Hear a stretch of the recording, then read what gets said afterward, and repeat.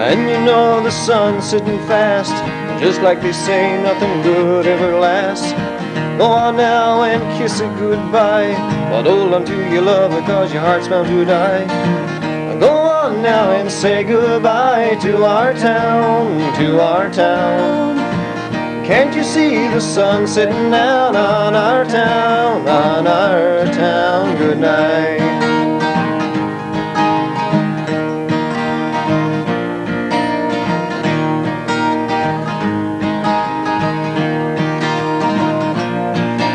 Now I sit on the porch, watch lightning bugs fly. I can't see too good, I got tears in my eyes. I'm leaving tomorrow, but I don't want to go. I love you, my town, you'll always live in my soul.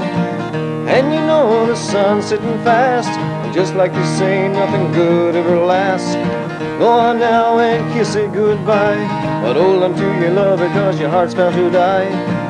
Go on now and say goodbye to our town, to our town.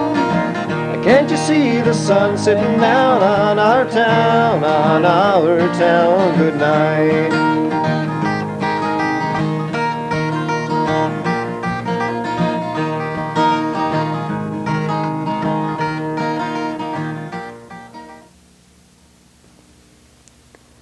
Good evening and welcome to this Week in Review. Tonight's stories include Education Week activities at Burgeo Academy. Burgeo Academy School Choir wins in the Stephenville Rotary Music Festival. Interview with Dave Macdonald with the BBS ICT project. On Monday of this week, students in K-5 enjoyed Education Week activities. The theme for this year is Food for Thought. Since March is also Nutrition Month, this theme is very appropriate. On Monday morning, students in grade kindergarten to 5 enjoyed what they called a Moo Carnival. When we visited, the kindergartens, grade 1s and 2s, were already well into the carnival. Most of the students were dressed in black and white. There were 10 activities for the students to do. Before they began, they were divided into small groups and they had approximately 4 minutes. These students were trying to draw a tail on the cow. The next activity was making an ice cream sundae. Activity number 3 was hoop toss. Here, students had to toss 3 hoops over a small milk. If they were successful, they won the milk. Just for fun, they also had to try to get the hoops on the cow's neck. Bowling was the order of the day at the next activity. Students had to knock over the milk bottles. The children really enjoyed the tumbles. This young lady was very good at it. And what would a carnival be without face painting? Here, students had cow prints painted on their faces and in some cases their hands. There were shooting baskets and milking the cow. These students were trying very hard to get the birdie in the milk crate. These students were having lots of success knocking over the milk containers. Without the help of parents and other volunteers, these types of activities would not be possible.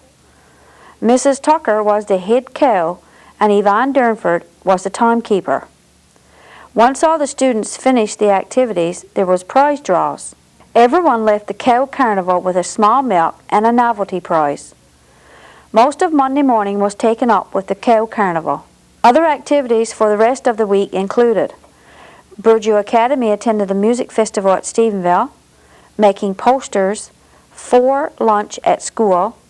This is where lunch should be taken from the 4 food groups. Scavenger hunt, and if the snow conditions were suitable, sliding on Friday. Students in the high school didn't make plans for Education Week. Most of the high school activities are ongoing throughout the year. We hope the students enjoyed the Education Week activities. Burgeo Academy School Choir was successful at the Stephenville Music Festival on Tuesday of this week. Students in grades 4 to 10 traveled to Stephenville on Tuesday to be part of the Stephenville Rotary Music Festival. This was the first time for Burgeo to be entered. The Burgeo Academy Choir placed first in its division of 8 choirs, 16 and under. The choir sang 2 selections. There were also individual categories. Melissa Billard was supposed to sing. However, due to the nasty weather, it was decided to get back to Burgeo as soon as possible. On Tuesday of this week, Tyson Cutler and Dylan Macdonald played in the non-competitive category and did very well. Besides coming first in their division, the Burgeo Academy Choir also placed in the top 3 out of over 80 other choirs that performed at the festival. We extend our congratulations to all members of the Burgeo Academy Choir on their achievement. Stay tuned for more of This Week in Review coming up after this.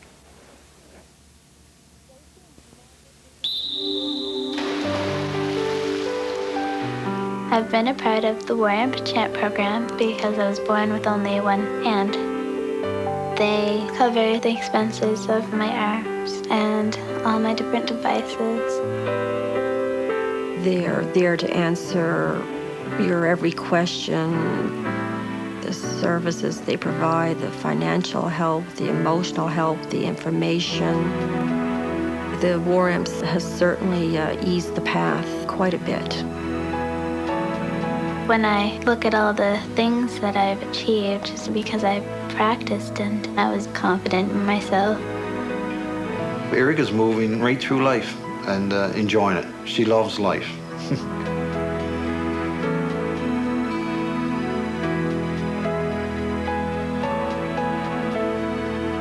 You have to believe in yourself and you'll achieve your dreams.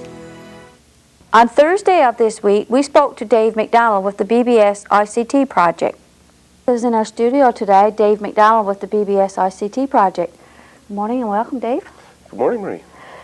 We've been having some problems with our emails.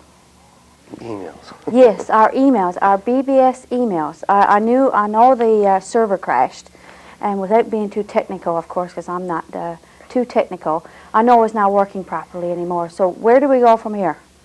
Well, 2 weeks ago, approximately 2 weeks ago, I started receiving complaints that the internet was slowing down, and in the past several months I was getting a lot of complaints that there's a lot of spam, a lot of viruses on our system, and people were saying that our system was infected, which wasn't the case. But there were a number of computers on our system, personal computers, people's home computers, that had a lot of viruses and spam on their systems. And the way our mail system works is like the post office. You can complain all day that you get a lot of junk mail. Every time you go to the post office, there's a pile of junk mail in there. You can complain about it all you want. The junk mail is still going to come in. I had a personal philosophy that I didn't want to scan or block any email from coming in over the system. I didn't want anybody going through my mail, so I didn't want to be going through anybody else's mail. So I didn't put any filters in. I didn't do anything to block any mail from going through our system. And that just continually got worse and worse as we had added more users. So ultimately what happened 2 weeks ago, on a Monday night, or Monday sometime, over the weekend, our mail server and the server that gives everybody access to the internet was the same thing. Okay. So what happened was there was so much mail and viruses and everything coming through the system that that piece of equipment just gave up the ghost and decided that it called it a day. Yep. So when that happened, I put some little small routers in, and I thought the main priority was to give everybody access to the internet. So we put a temporary solution in place that got us through that particular week. But I sat back and I had a look at the philosophy of having our mail server and the access to the internet being the same piece of equipment. So with the number of users that we have and stuff along those lines, that one piece of equipment wasn't holding up to the pressure. The other thing was I didn't want to put all my eggs in one basket anymore, so that if one piece of equipment failed, if the email failed, then the internet shouldn't fail, vice versa, right? Okay, yeah. So I decided that I was going to have 2 servers. Now, one server is what's giving everybody access to the internet. So it took a number of days to get that in place. I think we put it back in place. The server went down on Monday night around 9:30. We had the new server back in place Friday afternoon sometime. And the intention of that thing was to give everybody access to the internet.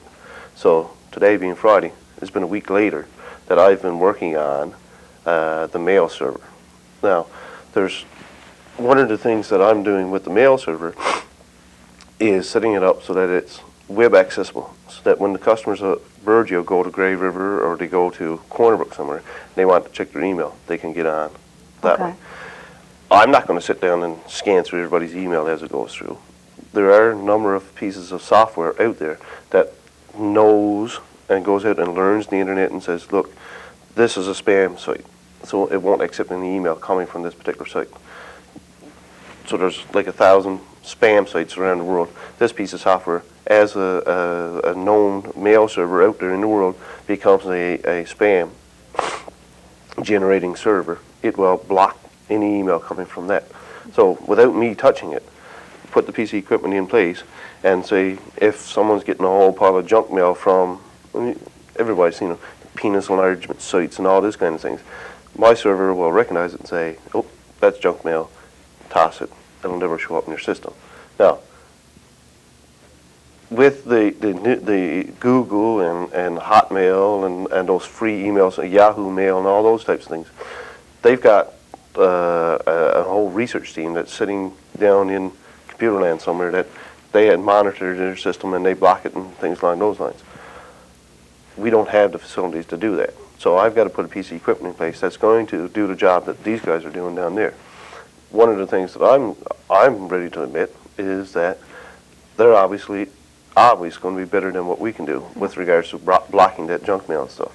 Personally, while the mail server was down here, I started using Gmail. Now, I've been using Gmail as a backup account for the last 3 or 4 months. So I really like Gmail. I use Google as my search engine, and I find that I've never seen Google not work.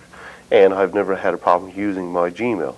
And Gmail, if you're using Windows XP, it has a notifier that will come up and tell you that you've received mail. It also can work with your Outlook Express. So even though my email address is dave@bbsict.ca, well, my email address with Google is dave@google, I can put that in my Outlook Express and I still get all my email on my system. It's the same as using the BBS mail, except my address is dave@gmail.com as opposed to dave@bbsict. So I find it works really well. There's a gig of storage on the mail server itself, but if you use your Outlook Express, it's the same as using the BBS one. The mail actually gets stored on your computer using the POP. Okay. The other advantage to using a web-based mail, not necessarily Google, but Hotmail and those types of places, is that the email is not actually stored on your computer. The email is stored on the server out in computer land somewhere. So that if there's a virus in it, it attacks their computer, not yours. So all you're getting is a picture of your emails on their system when you go into www.hotmail.com. You have to right-click and say save the attachment to your computer. Now, when you're saving that attachment to your computer, then you've got the possibility of getting a virus. But their system scans for viruses. If your antivirus is up to date, then you're going to prevent yourself from getting a virus. One of the problems that I've seen when I've been out hooking the computers up to the internet, a lot of people have Norton Antivirus 2001 that has been expired for the last 6 months. They don't have any pop-up blockers on their system, and a lot of people, they don't like pop-ups. You're trying to get, it's really annoying. You get on the internet and all kinds of pop-ups are coming up all over the place.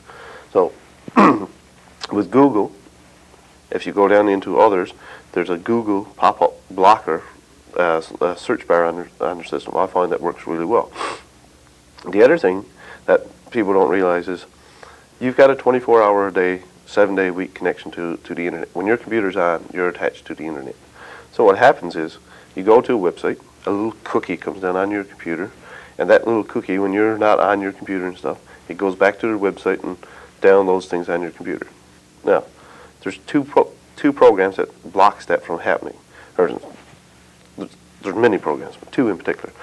A firewall program, a lot of people put firewalls on their system, and what happens is every time you go to a website, a little pop-up comes over on the right-hand corner and says, the browser is trying to get access to the internet. Would you allow this browser? Yes. Right?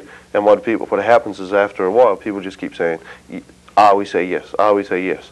Well, that completely disables your firewall, because every time you go on the internet, you got to say yes, and it gets annoying after a while, so most people just disable it. Well, if you disable it, it's not doing anything for you. And so the reason that you put it on there is to help keep your computer clean, and you turn it off because it's annoying. So if you put it on there, you've got to live with it and, You have, and use one, it. you have to have one or the other. That's it. Yeah. The other two pieces of software that I particularly like is AdAware. Now, AdAware is a little scanning program. It comes in on your computer. You do your updates, and you can scan your computer, and it goes through your computer system and looks for known software that's on your system that causes pop-ups and those types of things that happen. So that one, you can run that whenever you notice that there's a few pop-ups and stuff. So you do your updates on it, and then you scan your computer, and it'll say, found 6 problems, 10 problems. I've been on people's computers that it's found 700 problems.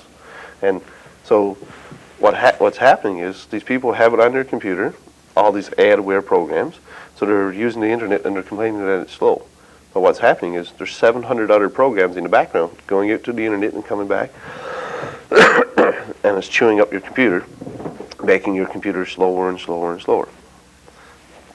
The other program that a lot of people use is Spybot, right? And Spybot is basically a program on your computer that's chewing up your resources and watching what you're doing on the internet and things along those lines. Two of these programs work. They do similar jobs, and they work side by side.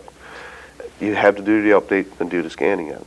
But you can download those free of charge. Free of charge to www.download.com. Yeah. So both of those, you can download them, no problem at all. And they work well. They work really well. Yeah. I don't have a problem with them. Yeah. What happens is when my computer starts to slow down, I've heard people out there say that, oh, I've got a computer and I format it once a month. I got a computer in there now that I've had running for 4 years. I've never formatted it. And the reason is I keep cleaning it up. Now, there's two schools of thought. You can let it go, and after a while, once she gets too bad, you'll just format her and start from scratch again. So there's some merit to that. But if you keep your computer neat and tidy, with your up-to-date antivirus, up-to-date Spybot and spyware, and up-to-date AdAware, then your computer shouldn't slow down, and you can enjoy your internet surfing and stuff. One of the things that I found is, like, I've been on people's computers, and I've said to them, when the computer is doing things that you don't want it to do, there's something wrong.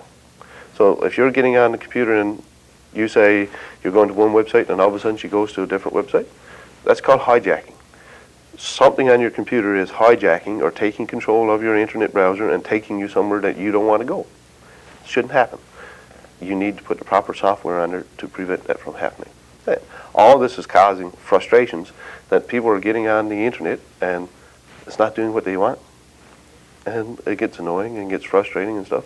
But those two pieces of software helps prevent that from happening. It's not foolproof. Sometimes you're just going to get caught. Your antivirus, there's new viruses coming out on a daily basis. So if your antivirus is 3 days old, sounds good. But if that virus came out today and you're unlucky enough to be the one that gets targeted, you're going to have problems. And you take your car in for maintenance, get it checked every so many months, get the oil change and things along those lines. You need to get that in mind and that school of thought around with your computer, that you need to get your computer cleaned up and checked and keep it running properly. It's no good to have it in the corner and let it frustrate you. And nobody wins if you've got a nice fancy computer, a high-speed internet connection, and it's not doing anything for you. Right? The whole purpose of having it in the first place is you want to send emails to people, you want to get connected to your friends that are away, you want to go see your shopping online and stuff along those lines. If it's sitting in the corner and it's not working properly, and your internet and everything's frustrating, all it's going to do is you're going to toss the computer, disconnect your internet, and you're going to sit in the dark. You're going to miss out and lose out on why you connected to the internet in the first place. So. Last week, I believe, when we were having problems with the email, you put a notice on the BBS that you're suggesting that all BBS customers go with Gmail. No, Yes. what I said was, or what I meant to say, it was web-based mail. Okay. Our web-based. preference is Gmail. Okay. How do one get Gmail? You have to have an email account first to get invited. So I'm a Gmail user, and on the bottom left-hand corner, I've got 50 invites. So if you want an invite, I'll just, and not just me, anybody else that has a Gmail account, the majority of them have invites. So it's by invitation only. So what happens is a lot of people are using MSN Messenger. Yes. In order to have MSN Messenger, you have to have a Hotmail account. Most people don't use them. They just sign on and use MSN Messenger. But if you have a Hotmail account, you get your Gmail user to invite you in. Once you get your invitation in, it's very easy to sign on. It's very easy. Right? Yeah. You follow the answers list. And one of the beauties that I like about Gmail over Hotmail is it's just a mail server. When you go on to Gmail, there's no ads over on the right-hand side showing you what's the current news or anything along those lines. When you sign out of Gmail, you're signed out of Gmail. With Hotmail, the screen is half covered up with commercial ads and things along those lines. You can hardly figure out where your email is on the inbox and outbox and stuff along those lines. And when you log out or sign out of Hotmail, it takes you to MSN's homepage or wherever it directs you to. There's none of that with Gmail. Mm-hmm. You go on, it's just your email. You do whatever you want to do, and when you sign out, it takes you back to the sign-in screen, and you close out your browser, and you're done with it. Okay.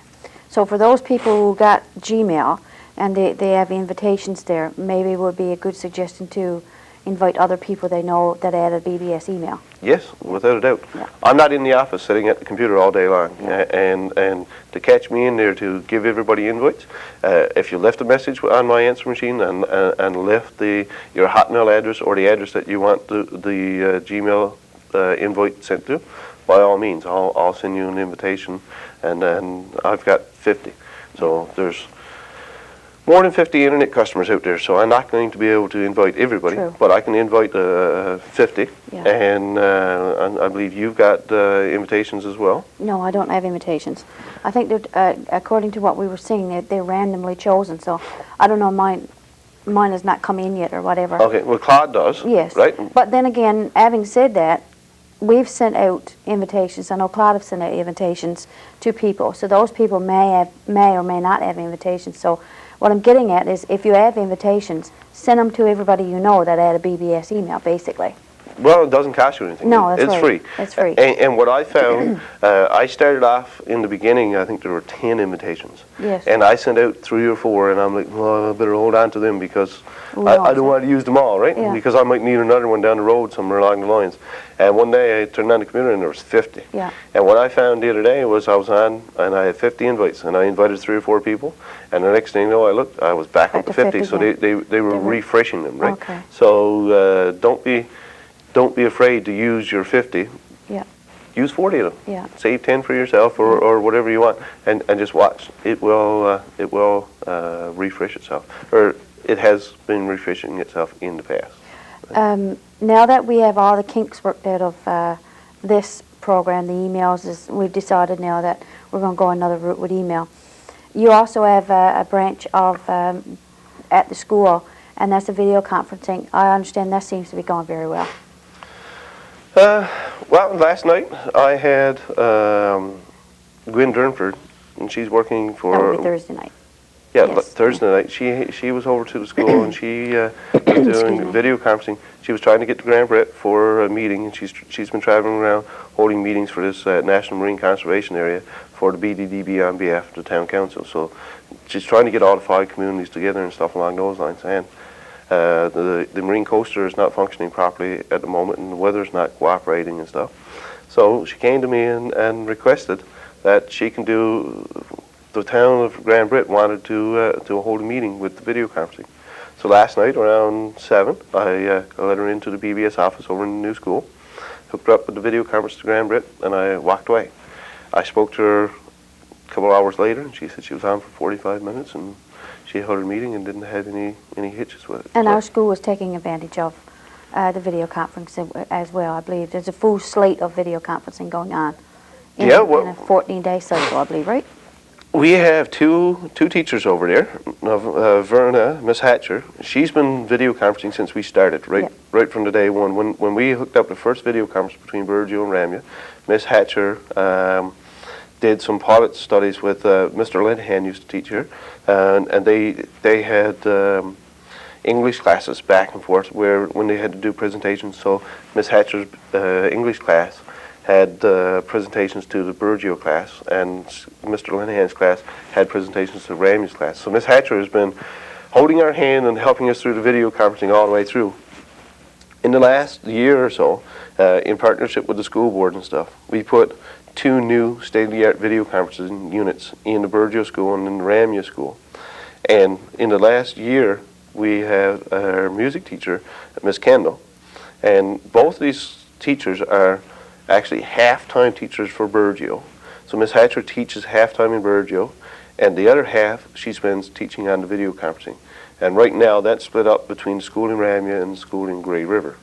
And likewise with Miss Kendall, she is actually, you see them here, they're living here in Burgeo, but in our school system, she is only a half-time teacher. So the other half of the time, half-time teaching the students here in Burgeo, and she's had remarkable results with the choir and things along those lines. But the other half of her school day, she's sitting on the video conferencing and delivering music education to the students over in Ramya and Grey River. It's technology. It doesn't work all the time. Right now we're having a little bit of an issue with the connection down to Grey River, but we've got the equipment in to fix that and stuff. So in the last month or so she's been having issues with the video conferencing, but we're working to get that corrected and stuff. But the video conference is working with Ramya, and like I was watching it yesterday with Grand Brit, and I was really surprised. The video conferencing is to the level that the school is confident in teaching music and French to these other schools, and it's not as good as having the teachers there, but with our limited resources, at least we're sharing our teachers with the other communities. And I've been in the classroom, and it's really amazing to watch these teachers sit with a TV screen in front of them and teach the kids in these other communities, because if you're in the same room, you can control your class by standing over the students or making them stand in the corner or do whatever the teachers do nowadays. But if you're not in the same room, you're in a completely different town. And to watch these teachers over the last 2 or 3 years to grow and learn how to teach and control the classroom. And like, I was in Miss Kendall's class one day, and she had a bunch of grade 1 students over in Ramya. So now you had 7 or 8 kids over in Ramya, and she was sitting in her classroom here in Burgeo and teaching them how to sing and dance and play musical instruments in a different town. And the kids were all getting really excited and jumping all over the place and stuff. And you know what? You get a bunch of kids and throw in some musical instruments, and they're playing the trombone and the drums and really going nuts. And Miss Kendall, is over in Burgeo, and all of a sudden she raised her hand and she reins those kids in, and they're all sitting back down on their chair and waiting for their turn to play the drums and stuff. And that's a really different skill that to see that develop and watch.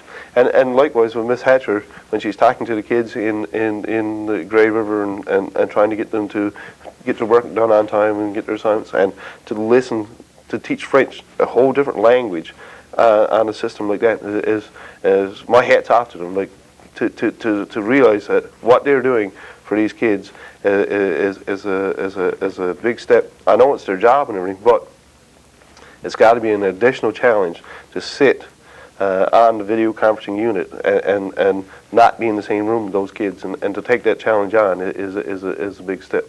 So I call them my digital teachers. Your digital teachers. Yeah. Having said all that, overall, how do you think your program, your project is doing?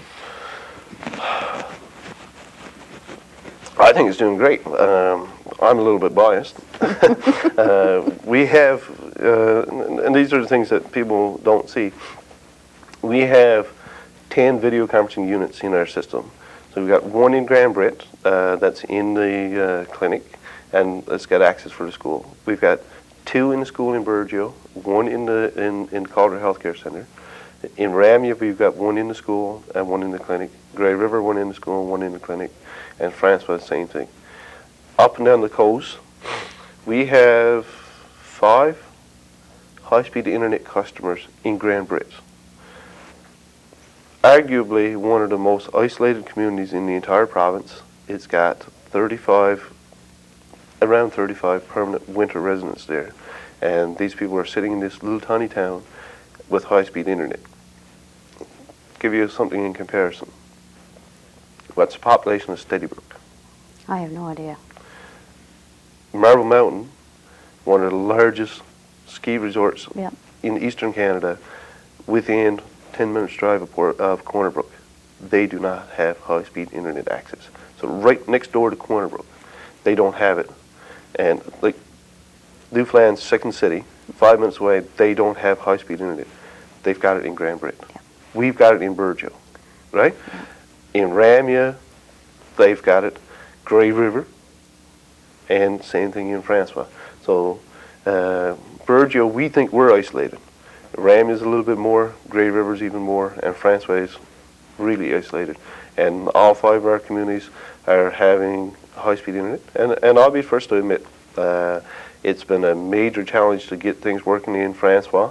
In order to get things down in Francois or Franceway, we've got wind generators on the mountaintop with solar panels and things along those lines. I spent many days over the last year hiking out on the mountaintop with equipment on my back and trying to get it to work. And the people of Francois have been patient. I guess they're starting to realize that there's not a whole pile of other companies coming in to put high-speed internet in these little tiny towns. And it's only me and Claude that are setting the system up and getting it working and stuff. And fortunately, it's been relatively problem-free for most of the other communities. But right now, performance issue, the internet getting slower and stuff along those lines. Excuse me, I've heard people say that when the weather's bad, it doesn't work. Not true. This is definitely not true. If you watch the counters and the system that we've got here, we know when people are on the internet and when it's not. The fact is, when the weather's bad, there's a crowd of people on the internet because you watch our usage. On a bright sunny day, there's very few people on the internet and people are outdoors and doing the things they should be doing, out on their skidoo and enjoying themselves. And when the weather's nasty and it's raining, the internet usage is right through the roof. It's like everybody comes indoors and what's the first thing they're going to do? I'm not surfing the TV channels anymore, I'm on the internet. Or I'm on the internet watching TV. And the internet usage is just goes right through the roof. And the fact of the matter is that if all of our customers are on at the same time, things just start to slow down a little bit, right? If everybody in Burgeo today decided right at 1 o'clock we're all going to pick up the phone and we're going to phone our friends in Port of Bass, there's going to be a whole pile of people getting busy signals. The way the system is designed, that it's there 90% of the time whenever you want to use it. But if everybody's using it all the time, it's just going to get congested and slow.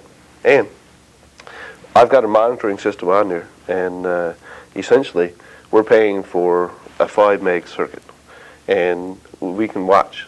And most of the time we're averaging 3 megs. So we're using 3 out of 5 of our system. Occasionally, on a Friday night or Saturday, it might go up to 4 megs. It's never gone up to 5, right? So what happens is, when we use all of what we're using, we'll just upgrade the system. We'll just buy more bandwidth, put up more radios, and increase with the capacity. And that's one of the beauties about, like, 2 years ago, we started rolling out high-speed internet in Burgeo. And a lot of people were like, coming to me, oh, Dave, when's it going to get faster? When are you going to upgrade and do this and do that? Well, the people of Burgeo had it for 2 years. When we finished doing the people of Burgeo, we went to Ramia. And we hooked up all the customers in Ramia. Then we went to Franceway, right? And Grey River and Grand Brit. So we've got all 5 communities hooked up now. Right? So Dave has gone out of town a lot hooking those communities up and stuff. So we are slowly getting to the point that everybody's all hooked up, get all the problems ironed out, and then we can, right? You got to fix the problems you got first before you start expanding Sure. to the system. And realistically, when we started, we didn't expect as many customers to sign up as we have. And it's been a challenge keeping up with it. We've got more customers than we had planned on in the beginning, which meant we had to buy more equipment and stuff along those lines. And that's never a bad thing. It just takes some time, and it's starting to stabilize now. And like yesterday, we hooked up 3 customers, so it's still growing, but it's not growing. We don't have 20 names on the list like we did Christmas. That's right. And I'm assuming that a fair number of people, like in Ramya now, a lot of people go away and get disconnected, water gone away and stuff along those lines. So I think it's going to stabilize a little bit more. I think there's still another 25 or 30 people out there that still want to get hooked up, but if they do, put your name in, and we've got some equipment here that we can hook you up. There's no waiting list anymore. It's just finding time for Dave to get out and do it. Yeah. We got more equipment on order and things along those lines. So it wasn't a deliberate plan to have a waiting list. It's just that That's how it evolved. just how it evolved. Yeah. And we hope to have some equipment on hand for spares, and when people call us, there's no reason why I shouldn't be able to come and hook you up right away, weather permitting and stuff along those lines. So we're trying to stay ahead of that curve. And when you sit down and do up a budget for the year and you're planning on hooking up 50 customers, and all of a sudden that 50 turns into 100, it just creates a little bit of a hickle in your plans that you can't do other things. But that's it, and that's how we're growing. And if you talk to anybody in the industry, they are amazed at, first of all, the amount of internet usage in this community. And so people that have it are using it. Right. And the other side of the coin is industry will say your target is something to the order of 30% of your community. So should have the internet when you go to high speed. We're gone more than 30%. More than 30% of the households in Burgeo has the internet. Same thing in Ramya, same thing in Grey River and Friends. All 5 of our communities, we've exceeded 30%. And the industry will tell you, you aim for 30, hope to get 20. Well, we got our 30, and in Grey River we got 50. So the Industry Canada and the guys are looking at it like, what are you guys doing that we're not doing? And it's not us, because we're not pushing the internet. People are getting it and using it. And I got to tell you one story. Charlie doesn't mind. Charlie doesn't mind. Hooked the guy up in Grey River, Charlie Lushman. And Charlie's got a daughter who's deaf, Kathy Lushman. Most people know Kathy. Kathy has been gone away from home now for about 20 years. She's down in the United States somewhere, and she's deaf. And in order for Charlie and his wife to talk to their daughter, they had to go through a telephone system whereby they talk to the operator, and the operator relays the message to Kathy. Kathy types the message back to the operator, and the operator reads it back to Kathy. That is a fee. That's expensive. And when I was talking to Charlie and Lucy indicated that her phone bill, she talks to Kathy twice a month, regularly, twice a month, and her phone bill's over $300 every month, right? So you can't afford to have a phone bill $300 a month, but you still got to talk to your kids and stuff, right? We just recently hooked her up to the internet, right? So she's hooked up to the high-speed internet, and they're emailing back and forth all the time now, right? And not only that, MSN Messenger, what a lovely tool.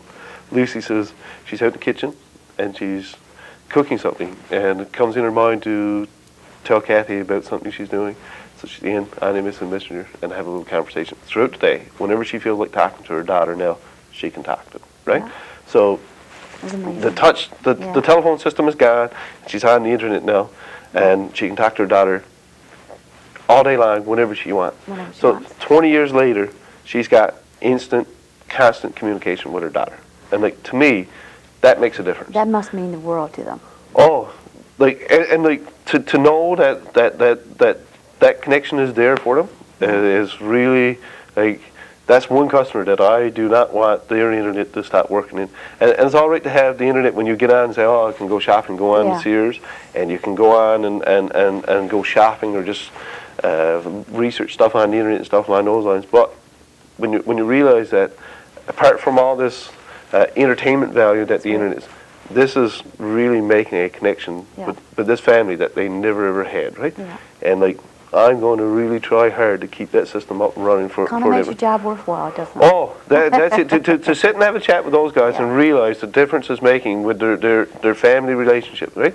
And like, the other thing that I was really surprised that over the Christmas season, everybody's buying webcams and stuff, right? And you're watching, and I'm sitting there in the office, and I'm seeing the internet usage just going right through the roof, and like, we got to buy more bandwidth, we got to buy more, we got to get this working better, right? And like, I couldn't understand what was happening, and I said, oh, the kids are home for Christmas and all that kind of stuff. But then when I got out and started talking to people and stuff, we sat down and watched our kids up in Calgary, like, they got new grandkids, and we watched them open their Christmas gifts because we had the webcam set up and everything. Man, it was great, right? And then sometimes they got a bad computer, or they get the internet connection just wasn't right, and it wasn't so good. Man, you got to make it better, right? And those types of things, like, have a family away with the webcams and watch your grandkids growing up and stuff like those, that puts a whole different meaning to having your internet connection, right? And it's all right to sit on the phone and listen to them and stuff, but actually see them open their gifts and stuff along those lines. And the technology is evolving so that first time I used the webcam, it was really, really choppy and you could barely see them move. But as your internet connection gets better and MSN gets better and the software gets better and stuff, that everybody's going to be able to do video conferencing, and not just the teachers using these big pieces of equipment up to school, that you're going to be able to do it from your house and sit down and talk to your kids up there. And it's going to come to a point that, why pick up the telephone, right? That's just an audio thing. You can get your microphone working and your camera working, and we can talk to our kids up in Calgary or wherever they are, right? So it's a neat thing. My advice is keep your computers cleaned up. Don't be afraid of them. And if you've got a whole pile of pictures and stuff like that, burn them off on CDs. Take them up and get them formatted, get them cleaned out, and get the software on them. Stan is up here at ACOMP and everything, and he's been formatting a lot of computers and fixing them up for people and stuff along those lines. And the thing is, Scott's Garage in there is running flat out all the time with people taking their cars in and getting them fixed up. That's just the way it is. If you've got a computer, you can't buy it today, and I can buy a brand new computer and take it out of the box today and say, oh, she's good. I still have problems. You get on the internet. Once you get on the internet and start surfing and stuff along those lines, things happen. You get viruses and everything, and she could be a week old. You get the wrong type of software on that computer, and she's just slowed down worse than your old one. You've got to have the right equipment on there to keep them safe and keep them clean. Right? Okay, well, we thank you very much for joining us, and thanks for all the information, and keep up the good work, and I'm sure as the internet customers build up, we will see an improvement in our system. Thank you very much. Stay with us for Off the Rack and the BBS Playbill, all after this.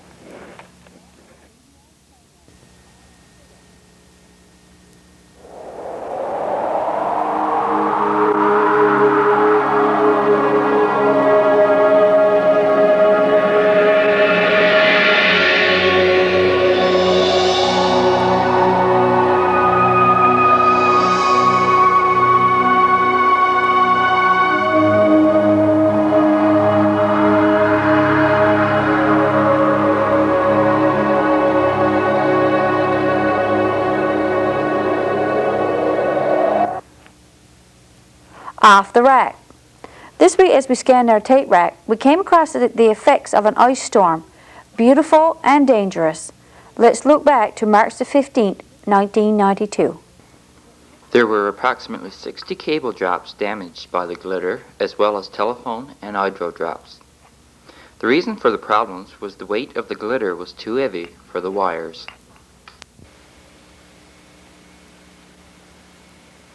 The glitter was a danger to pedestrians as well. As the day warmed up, large sections of glitter started falling off of the wires onto the roads and sidewalks below.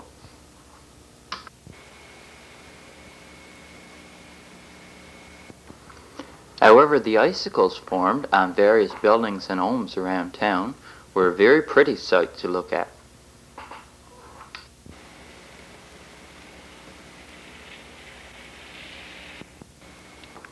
As well, for the trees that could stand the weight, it made a very nice picture.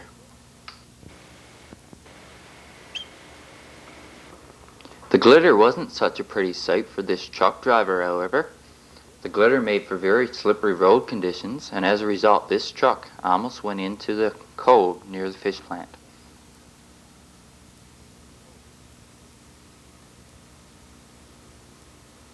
BBS Playbill.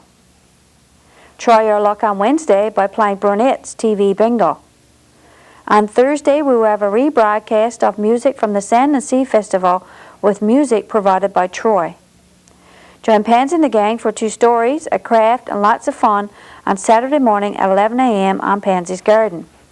And I'll be here again next week with This Week in Review. Please stay tuned now for entertainment from the Sand and Sea Festival with music by TWIR. For This Week in Review, I'm Marie Rose. Good night and God bless.